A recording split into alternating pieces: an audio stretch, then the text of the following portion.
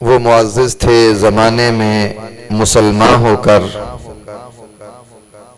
وہ معزز تھے زمانے میں مسلمان ہو کر، ہم خوار ہوئے تارک قرآن ہو کر۔ حفاظ اکرام کی اس خوبصورت محفل اور مجلس میں تکمیل قرآن مجید کانفرنس میں تقریب تقسیم اسناد و انعام میں حفاظ اکرام آج جن کے متعلق طرح طرح کے تحفظات اشکال لوگوں میں تو موجود ہیں، لیکن بعض مسندیں ایسی ہیں جو یہ سمجھتے ہیں، لوگوں کو یہ ذہن دیتے ہیں، یہ نظریہ پیش کرتے ہیں کہ اکیلا حافظ اس کا کوئی مقام کوئی مرتبہ نہیں ہے، اکیلا حافظ اس کی کوئی شان نہیں ہے۔ اللہ اکبر!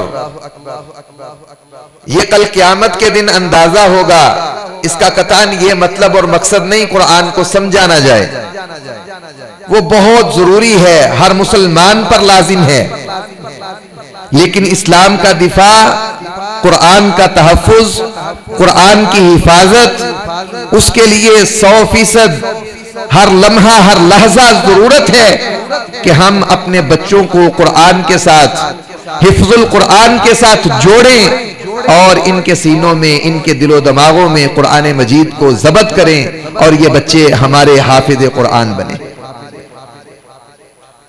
حفاظ کی شان، حفاظ کا مقام، ان کا مرتبہ دنیا میں اور اللہ رب العالمین کے ہاں کیا ہے، اس کے اوپر ایک مختصر سا مکالمہ پیش کرنے کے لیے مرکز الصفہ کے طلبہ کو ارحم اکرام اور حسن احتشام کو دعوت دوں گا کہ وہ آپ بھائیوں کے سامنے آئیں اور آ کر وہ مکالمہ پیش کریں اور ہمیں بتائیں کہ حافظ قرآن کا شان اور مقام کیا ہے۔ السلام علیکم ورحمۃ اللہ۔ وعلیکم السلام ورحمۃ اللہ وبرکاتہ۔ سر بیٹھیے۔ جی بیٹھتے ہیں۔ ابو دردہ بھائی اگر برا نہ مانے تو ایک بات کہنا چاہتا ہوں۔ جی جی بھائی بالکل کہیں۔ عمر بیٹا ادھر آؤ، انکل کے لیے کچھ ٹھنڈا گرم لے کر آؤ۔ بھائی جان میں کہہ رہا تھا ایک بات کہنا چاہتا ہوں اگر برا نہ مانے۔ نہیں بھائی جان آپ کہیں۔ بھائی جان میں نے سنا ہے کہ آپ اپنے بچے کو حافظ بنانے کے لیے مدرسے میں کسی مولوی کے حوالے کر دیا ہے اور اس کی اسکول کی پڑھائی بند کر دی۔ یہ آپ نے بہت بڑی بیوقوفی کی ہے۔ اس کی اسکول کی پڑھائی Urdu, English, math, computer science بند کر کے اس کو حافظ بنانے کا فیصلہ کر لیا ہے۔ اس کو حفظ کر کے کیا ملے گا؟ یہ کہاں سے کمائے گا اور یہ کہاں سے کھلائے گا؟ زیادہ سے زیادہ امامت کرے گا، اس میں تو بس وہی چند ہزاروں ملیں گے۔ بھائی جان میں تو حیران ہوں، آپ مسلمان ہیں اور اس طرح کی باتیں کر رہے ہیں۔ بھائی جان آپ اپنے بچے کی زندگی برباد کر رہے ہیں۔ بھائی جان برباد نہیں بلکہ اپنے بیٹے کی دنیا اور آخرت کی زندگی بہت بڑی خیر سے بھر رہا ہوں۔ روز محشر کے دن جب تمام انسانوں کے سامنے مجھے اور میرے اہل خانہ کو عزتوں سے نوازا جائے گا، میرے بیٹے اور بیٹی سے کہا جائے گا قرآن پڑھتے جاؤ اور جنت کے درجے چڑھتے جاؤ، ٹھہر ٹھہر کر پڑھو جس طرح دنیا میں پڑھتے تھے، جہاں تمہاری آخری آیت ہوگی وہاں تمہارا مقام ہوگا۔ اللہ میری توبہ، اللہ میری توبہ، مجھے معاف کرنا بھائی، میں حافظ قرآن کے مقام و مرتبے سے بالکل نا واقف تھا۔ اور ہاں بھائی جان میں آپ کو ایک اور بات بتاتا چلوں، جب میرا بیٹا مدرسے یا مسجد جاتا ہے تو سمندر کی مچھلیاں، ہوا میں اڑنے والے پرندے، کیڑے مکوڑے، حتیٰ کہ اللہ کی تمام مخلوقات اس کے لیے دعائیں خیر کرتی ہے اور فرشتے بھی اس کی عزت کے لیے اپنے پر بچھاتے ہیں۔ اچھا واہ ماشاءاللہ۔ اور بھائی جب انسان اللہ کا قرآن پڑھتا ہے تو اس کا دل دماغ بلکہ فضائیں بھی معطر ہو جاتی ہیں، ہر طرف رحمت و برکت کا سما ہو جاتا ہے۔ یہ ہے میرے بیٹے کی شان۔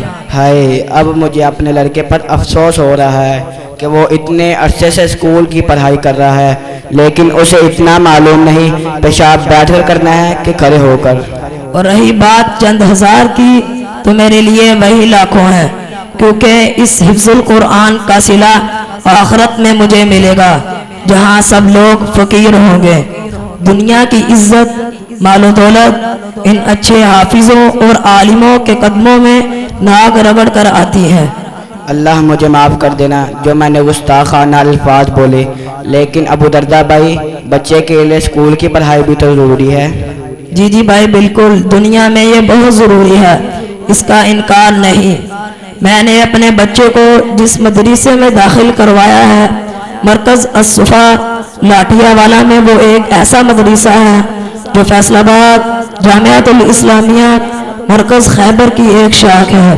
یہاں حفظ کے بعد وہاں ہر طرح کی تعلیم موجود ہے۔ وہاں آگے پڑھ کر ڈاکٹر، انجینئر، پروفیسر جو مرضی بن کر لوگوں کی خدمت کرے، اور میرا بیٹا بھی وہاں آگے پڑھ کر عالم بھی اور ڈاکٹر بھی بنے گا انشاءاللہ۔ واہ ماشاءاللہ، آپ تو اپنے بیٹے کو ہیرا بنا رہے ہیں اور ہم نے اپنے بچوں کو زیرو کر دیا ہے۔ اللہ تعالیٰ آپ کے بیٹے کو کامیاب کرے اور اس کو پڑھانے والوں کو جزا دے۔ اچھا، میں چلتا ہوں، السلام علیکم۔ وعلیکم السلام۔